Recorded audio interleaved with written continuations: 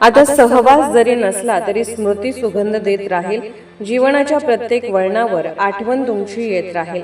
आमच्या संस्थेचे हितचिंतक, खंबीर समर्थक व मार्गदर्शक कैलासवासी श्री संजय नरसो हवले यांच्या 5व्या पुण्यस्मरण दिनानिमित्त त्यांच्या पवित्र स्मृतीस आमची भावपूर्ण आदरांजली।